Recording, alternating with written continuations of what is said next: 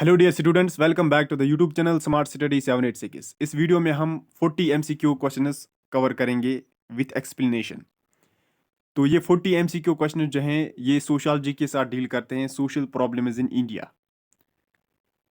ये जो है जेनरिक सब्जेक्ट है। जेनरिक सोशियोलॉजी के हम एमसीक्यूज यहाँ कवर करेंगे, social problems in India 40 questions. तो सबसे पहले हम सिलेबस को देखेंगे यहाँ पर, उसके बाद हम क्वेश्चंस पे आते हैं। तो ये जो है आपकी स्क्रीन पर सिलेबस है। पहला यूनिट यहाँ पर कंसेप्ट है। कंसेप्ट किस चीज़ का कंसेप्ट आपको पढ़ना है यहाँ पर?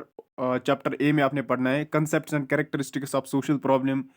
चैप्टर सेकंड में आपको पढ़ना है यहाँ पर कॉज ऑफ सोशल प्रॉब्लम, इसी तरह से टाइप्स ऑफ सोशल प्रॉब्लम। दूसरा यूनिट यहाँ पर है एम्प्लॉयमेंट, ये अनएम्प्लॉयमेंट यहाँ पर है, features and types of unemployment. Next topic जो है इस यूनिट का, that is cause and consequences, and the third is remedies.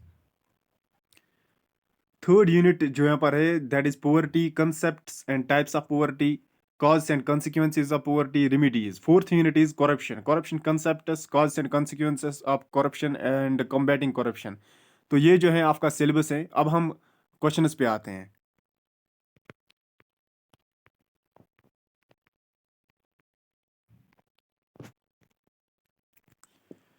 ये जो 40 क्वेश्चंस की सीरीज हैं ये आपको स्मार्ट स्टडी 786 जो यूट्यूब चैनल है इसकी तरफ से आपको मिल रहे हैं। तो यहाँ पर मैंने हेडिंग में लिखा है social problems 10 questions, unemployment 10 questions, poverty 10 questions, corruption 10 questions. हर चैप्टर से आपके 10-10 क्वेश्चंस बनते हैं। इसमें आपको करीबन करीबन 200 से 300 तक के क्वेश्चंस मिल सकते थे, बट अनफॉर्चुनेटली वीडियोस में उतने हम मेंशन नहीं कर सकते। वीडियोस में हम टॉप 10 क्वेश्चन जो होते हैं, टॉप मोस्ट क्वेश्चंस जो एग्जाम में जिनका बहुत ज़्यादा चांसेस होता है आने का, तो वही क्वेश्चन हम यहाँ पीडीएफ बनाकर आपको यहाँ पर शेयर करते हैं। तो सबसे पहले जो यहाँ पर है सोशल प्रॉब्लम्स, इस पर आपके 10 क्वेश्चन हैं। इसलिए यहाँ पर मैंने जो यहाँ पर डेफिनेशन लिखी है, सोशल प्रॉब्लम समझना ज़रूरी है, तब जाकर जो क्वेश्चन हैं वो आप इजीली अंडरस्टैंड कर पाते हो। तो सबसे पहले हम डेफिनेशन में देखेंगे what is social problem. Social problem. A problem is a condition of discontentment resented by someone when it is resented by many people. When it is resented by many people, it becomes a social problem. Simple सी बात है, जब कोई ऐसी situation हो जो किसी की वजह से आपको मिलती है तो उसको हम कहते हैं प्रॉब्लम। लेकिन जब वही प्रॉब्लम बहुत सारे लोगों को टारगेट करते हैं उसको हम कहते हैं सोशल प्रॉब्लम। फॉर एग्जांपल, आपकी सोसाइटी में, आपके समाज में कोई घर हैं जो बहुत ही गरीब है, जिनके पास रहने के लिए अच्छी जगह नहीं है, अच्छा शेल्टर नहीं है, उनको पीने के लिए अच्छी पानी नहीं है, खाने के लिए अच्छा खुराक नहीं है। तो वो क्या है, वो एक इंडिविजुअल प्रॉब्लम होते हैं, उसको हम सोशल प्रॉब्लम नहीं कहेंगे। इन केस अगर हम कहेंगे, अगर हम 2014 के फ्लड की बात करेंगे, श्रीनगर में बहुत सारे लोग जो हैं वो इन्वॉल्व हुए किसमें, फ्लड में। उसमें बहुत सारे घर जो है वो राख हो गए, उनमें कुछ रहा ही नहीं है। फिर हमने गांव से यहाँ से उनको सप्लाई किया खाने पीने का सामान। तो वो जो है वो सोशल प्रॉब्लम है, क्योंकि उस प्रॉब्लम ने बहुत सारे लोगों को टारगेट किया था। Social problem deals with A large number of people. तो ये आपको यहाँ पर याद रखना चाहिए। तो पहला क्वेश्चन जो यहाँ पर है सोशल प्रॉब्लम का, social problem refers to option a particular individual, option B large number of people. तो मैंने आपको पहले ही बताया कि सोशल प्रॉब्लम जो है it deals with a large number of people. जब जहाँ पर बहुत सारे लोग इन्वॉल्व हो सोसाइटी में किसी क्राइम में, तो उसको हम कहेंगे सोशल प्रॉब्लम। तो यहाँ पर ऑप्शन बी को मैं यहाँ पर टिक दूंगा, that is large number of people. Social problem refers to a large number of people. And the next question, which among the following is a characteristic of social problem. Social problem के बहुत सारे characteristics हैं। ये मैंने heading पे इसलिए यहाँ पर 2-3 लिखे हैं। इस पर इसको यहाँ पर आपको थोड़ा और स्टडी करना है। यहाँ पर मैंने सिर्फ ये 2 मेंशन किए, और भी कुछ है इसके जो आप खुद बुक पे देख सकते हो। मैंने लिखा है social in origin interconnected, all social problems are interconnected. Society में जो है these problems are interconnected. Another मैंने यहाँ पर मेंशन किया है सोशल इन ओरिजिन। कॉमन सी बात है, सोशल प्रॉब्लम यानी समाजी मसाइल, वो तो समाज में ही होते हैं ना, उनका ओरिजिन भी तो वही निकलेगा ना। तो ये जो है दोनों इसके सही है। तो ऑप्शन डी पर मैं यहाँ पर टिक दूंगा, दैट इज बोथ। यहाँ पर सी लिखना चाहिए था मुझे, तो मैंने डी लिखा है, I am sorry for that. तो ये दोनों जो है सोशल प्रॉब्लम के कैरेक्टरिस्टिक में आते हैं। Now the next question, social problem is dependent on time and audience are viewed as. आपके पास 2 ऑप्शन है, subjective social problem and option B objective social problem. तो यहाँ पर मैं आपको कहूँगा इसका राइट आंसर जो है option A, that is subjective social problem. यहाँ दो चीजें, एक है सब्जेक्टिव सोशल प्रॉब्लम और दूसरा है ऑब्जेक्टिव। इसका मैंने राइट आंसर बताया आपको, यहाँ पर ये दोनों चीजों को समझना जरूरी है। सब्जेक्टिव सोशल प्रॉब्लम्स क्या होती हैं? Subjective social problems are those problems in which our personal opinion और पर्सनल फीलिंग्स आर इन्वॉल्व, जिसमें हमारा पर्सनल ओपिनियन इन्वॉल्व हो, जिसमें हमारी फीलिंग्स इन्वॉल्व हो, उसको कहते हैं हम सब्जेक्टिव सोशल प्रॉब्लम। और दूसरा यहाँ पर है that is objective social problem, those problem in which there is no involvement of personal feelings, personal opinion, जहां पर हमारा पर्सनल फीलिंग जो है वो इन्वॉल्व नहीं है, उसको हम कहते हैं objective social problems. I hope आपको ये दो कंसेप्ट समझ में आ गए होंगे। Next question, what is subjective social problem? Subjective social problem में आपके यहाँ पर ऑप्शन है, आपको पहचानना है यहाँ पर अनएम्प्लॉयमेंट, सेक्सिज्म, डाउरी, ऑल। और एक एक चीज मैं आपको बताना चाहता हूँ, सब्जेक्टिव सोशल प्रॉब्लम्स मैंने आपको बताया, ये इनमें हम ये भी कह सकते हैं सोसाइटी में जो प्रॉब्लम्स होती हैं, सोशल प्रॉब्लम्स है, ऐसी प्रॉब्लम्स जिनको हम देख सकते हैं, जिनको हम ऑब्जर्व कर सकते हैं, जिनको हम सॉल्व भी कर सकते हैं, हम एबिलिटी रखते हैं उसको सॉल्व करने में, तो उसको हम कहते हैं सब्जेक्टिव सोशल प्रॉब्लम। ये यहाँ पर एक्स्ट्रा पॉइंट है इसका। तो अब जो यहाँ पर क्वेश्चन नंबर 4 मैंने पढ़ा है, इसका राइट आंसर ऑप्शन डी है। Now the next question, which of the following is an objective social problem? तो यहाँ पर इसका राइट आंसर बनेगा option A, that is poverty. Next question, pollution is an example of, उसको हम कहेंगे objective social problem. तो option A is the right answer for this question. Question number 7, dash dash और द अनडिजायरेबल सिचुएशंस, कंडीशंस और behaviour concerning society, concerning with society, तो उसको हम कहते हैं social problems. Option B is the right answer. मैंने यहाँ पर ऑप्शंस भी कम लिखे हैं, 4 नहीं लिखे हैं, इसमें जो है टाइम कंज्यूमिंग बन जाता है, फिर ये जो स्टूडेंट्स पसंद नहीं करते। मैं चाहता हूँ कि शॉर्टेस्ट पीरियड में आपको ज़्यादा आप गेन करें, वही मेरी यहाँ पर कोशिश रहती है। तो यही इसी को हम कहते हैं स्मार्ट स्टडी भी, जो कि चैनल का नाम भी है। Question number 8, social problem is है, सोशल प्रॉब्लम क्या है? क्या ये फैमिली अफेयर है या स्टेट अफेयर है? कॉमन बात है, फैमिली अफेयर तो ये हो ही नहीं सकता क्योंकि it affects a large number of people. तो स्टेट अफेयर्स की अगर हम बात करेंगे, ये सोशल प्रॉब्लम बन सकते हैं। तो ऑप्शन बी जो है इसका राइट आंसर बनेगा यहाँ पर। Now the next question, which of the following is not the source of the social problem? इसमें सोर्स यानी जराया सोशल प्रॉब्लम का क्या नहीं है?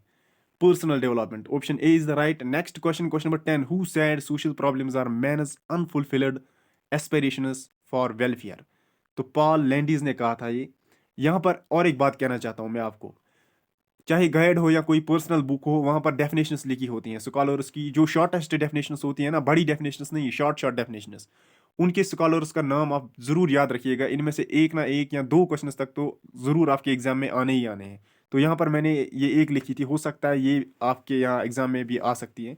तो ये थे 10 क्वेश्चन जो सोशल प्रॉब्लम्स पे थे। अब हम नेक्स्ट सेक्शन उठाएंगे, तो देखते हैं ये क्वेश्चन हम पढ़ेंगे यहाँ पर और अंडरस्टैंड करने की कोशिश करेंगे।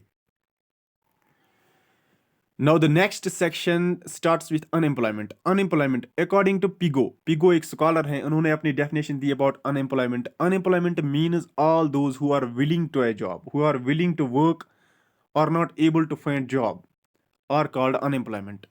फिगो ने कहा था, ये डेफिनेशन आप यहाँ याद रखिएगा। फिगो ने क्या कहा, ये जो है जॉब, बहुत सारे लोग जो जॉब करना चाहते हैं, वो जो जॉब करना चाहते हैं बट उनको जॉब नहीं मिल रहा है, उनको हम कहे अनएम्प्लॉयमेंट, उसको हम कहते हैं अनएम्प्लॉयमेंट।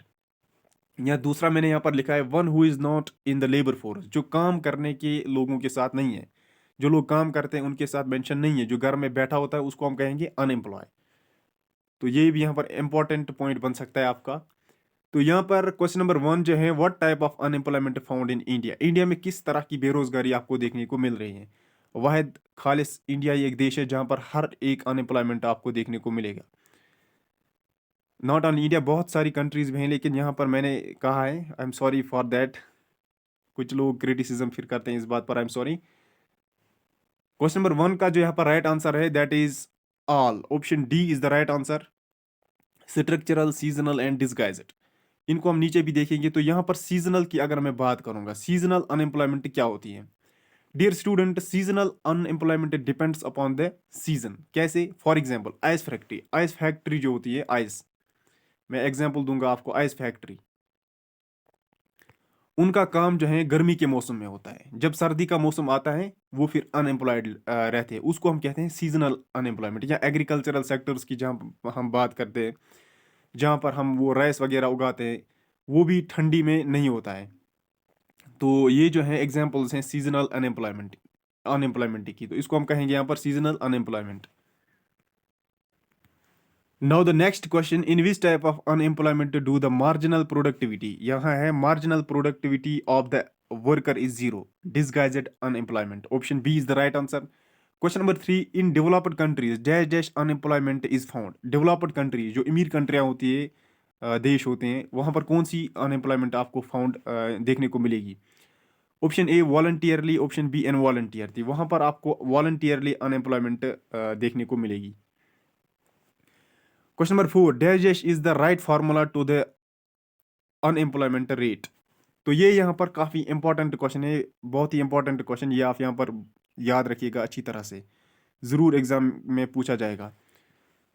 इसका राइट आंसर ऑप्शन ए ही मैंने यहाँ पर लिखा है, तो बी देखने की जरूरत ही नहीं है। Total number of unemployed, total number of unemployed divide by total labour force into 100, तो आपका यहाँ पर अनएम्प्लॉयड रेट जो है निकाल सकते हो। Now the next question, who are counted in a labour force of a country. Population of 15 to 65 years of age जो है, इस एज में जो भी लोग आते हैं उनको हम लेबर फोर्स में काउंट करते हैं, तो ऑप्शन बी यहाँ पर राइट आंसर बनेगा। Next question, food for work programme was later renamed as national rural employment programme. Option A is the right answer. Question number 7, agriculture holidays resorts ice factories are an example of. ये किस चीज़ के examples माने जाते हैं, इसको हम कहेंगे seasonal unemployment की। मैंने पहले आपको समझाया पहले क्वेश्चन में, उसको हम सीजनल अनएम्प्लॉयमेंट कहते हैं। और next question, question number 8, dash dash और the cause of unemployment in India. India में कौन कौन से वजूहात हैं, कौन कौन से काज हैं अनएम्प्लॉयमेंट के। रैपिड ग्रोथ ऑफ पॉपुलेशन ये भी हैं, slow growth in the agricultural sectors ये भी हैं, जॉब लेस ग्रोथ ये भी हैं। तो all of the above, option D जो है यहाँ पर राइट आंसर बनेगा क्वेश्चन नंबर 8 के लिए। Now the next question, question number 9, which among the following is a remedial measures for unemployment. इसका both A and B, option C is the right answer. Unemployment rate in India averaged percent dash dash percent from 2018 until 2021. Option A is the right answer, 8.51%. Dear students, यहाँ पर एक बात मैं आपको कहना चाहता हूँ, अनएम्प्लॉयमेंट और पोवर्टी, करप्शन, इन तीनों चीज़ों को आप गूगल पे एक बार सर्च कीजिए। वहाँ पर बहुत सारी डिटेल जो है, रिसेंट डिटेल्स वहाँ पर आपको देखने को मिलेगी, जो मैंने यहाँ पर मेंशन नहीं किया, इससे ना बड़ा वीडियो बन जाता है। ये मैं आपको एडवाइस कर रहा हूँ क्योंकि इनमें से बहुत सारे क्वेश्चंस आपके एग्जाम्स में आ भी जाएंगे, तो इसलिए इन टॉपिक्स को एज ए हेडिंग आप वहाँ पर गूगल पे दे सकते हो। What is poverty, what is corruption, what is unemployment. नीचे आपको बहुत सारी डिटेल्स देखने को मिलेगी, बस 10-15 मिनट आपको पढ़ना है वहाँ पर। हो सकता है उसमें आपके बहुत सारे क्वेश्चन बन सकते हैं, instead of books, instead of guides and instead of notes. तो अब हम नेक्स्ट सेक्शन देखेंगे। ये 10 क्वेश्चन अनएम्प्लॉयमेंट पे थे, तो अब हम देखेंगे नेक्स्ट सेक्शन। नेक्स्ट सेक्शन जो है वो स्टार्ट होता है पोवर्टी से, जो आपका थर्ड यूनिट है। Poverty means when one is not able to get sufficient food and necessities of life. Poverty का मतलब होता है जब एक इंसान अच्छा खुराक अपने लिए नहीं ला सकता है, जो ज़रूरियाती ज़िंदगी हैं वो भी पूरा नहीं कर सकते, तो उसको हम कहते हैं पोवर्टी। तो सीधा हम क्वेश्चन पे आते हैं। Question number 1, who advocated that India would be truly independent only when the poorest of its people become free for of human sufferings. तो जवाहरलाल नेहरू ने कहा था। Option B is the right answer.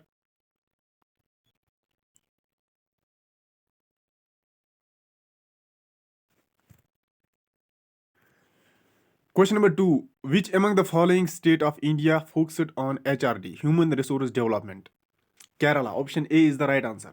Next question, for how many days Narega provides employment? 100 days. Option B is the right answer.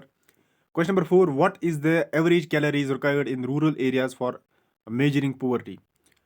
2400 calories per person per day. Option A is the right answer. Important point है यहाँ पर, ये question जो है काफ़ी important है, इनको आप अच्छी तरह से हो सके तो एक शीट पे लिख भी लेना, ताकि आप आसानी से उनको बार बार पढ़ोगे और एग्ज़ाम में फिर अगर इनमें से कोई क्वेश्चन आता है तो वो आप इजीली कवर कर पाओगे। Now the next question, question number 5, NREGA was enacted in 2005। Option C is the right answer. तो इसका मैं आपको यहाँ पर एक्स्ट्रा भी बताता हूँ। 23 अगस्त 23 अगस्त 2005 जो है नरेगा इनैक्ट किया गया था। पूरा मैंने आपको यहाँ पर बता दिया। Next question, who are considered as the poorest of the poor? Women, women, female, infant, old people, all the above. इसका राइट आंसर ऑप्शन डी बनेगा, all the above. Question number 7, dash dash is a revamp of the integrated rural development programme, IRDP। Panchayat, option A is the right answer. Question number 8, poverty in less developed countries is large because of economic inequality, income inequality, income inequality, option B is the right answer. Question number 9, Operation Blackboard aims at, option C, only B, promotion of adult literacy. Promotion of adult literacy इसका right answer है, और मैंने नीचे option only B लिखा है। यहाँ पर students mistake करते हैं, वो ऑप्शन को देख के ही सिलेक्ट करते हैं, लेकिन यहाँ पर क्वेश्चन को समझना चाहिए। यहाँ पर मेंटलिटी चेक की जाती है। ऑप्शन सी को यहाँ टिक देना है, यहाँ पर ऑप्शन ए को टिक नहीं देना है। हालांकि ऑप्शन ए ही इसका राइट आंसर है, लेकिन ओनली बी का मतलब होता है नहीं, ऑप्शन ए जो है वो मोस्ट अप्रोप्रिएट है। तो ऑप्शन बी जो यहाँ पर, सॉरी मैंने गलत बताया आपको, ऑप्शन बी यहाँ पर मैंने लिखना था। सॉरी, मैंने आपको वो बताया। 1 मिनट में आपको ये इरेज करता हूँ। पहले मैं दोबारा क्वेश्चन को पढ़ता हूँ। आई एम सॉरी, मिस्टेक्स तो होती रहती हैं, sorry for that.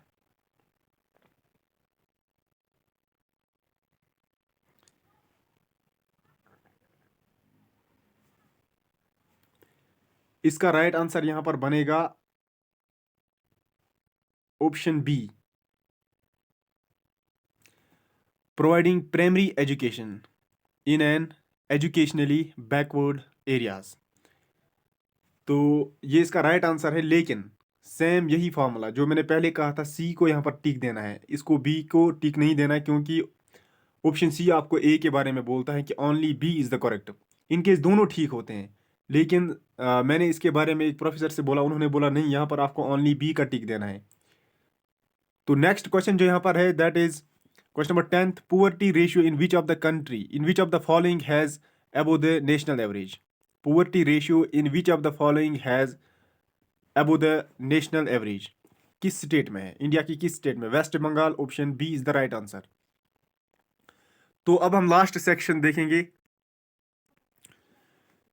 Next section, section number 4 जो है वो है corruption. The word corruption is derived from the Latin word, किससे? Latin word corruptus, CORRUPTS, corruptus, which means corrupted, पकड़ा हुआ। It is a form of dishonest. Question number 1, India's rank in International Corruption Perception Index 2015 is 76. Option B is the right answer. Dash dash is the cause of corruption. Option D is the right answer. That is all of these. Question number 3, which when did the Prevention of Corruption Act 1988 enacted? Option B, 9 September 1988. Now the next question, what is the theme of International Anti-Corruption Day 2020? Recover with integrity. Option A is the right answer. Next question, when is the International Anti-Corruption Day observed every year? तो इसका right answer यहाँ पर सी बनेगा, December 9. Sixth question, which Indian social activist was honored with the US Anti-Corruption Championship Award? Anjali Bharadwaj. Option A जो है इसका right answer है, लेकिन यहाँ पर ऑप्शन सी को टिक देना है। मैंने आपको बताया है क्यों। ऑप्शन ए जो है राइट आंसर है। Now the next question, which country are the most corrupt? Denmark and New Zealand. Option B is the right answer.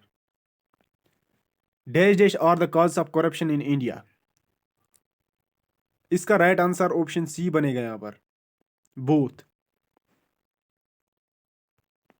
That is excessive regulations and complicated tax, ये दोनों हैं, तो इसका बोथ बनेगा यहाँ पर सही आंसर।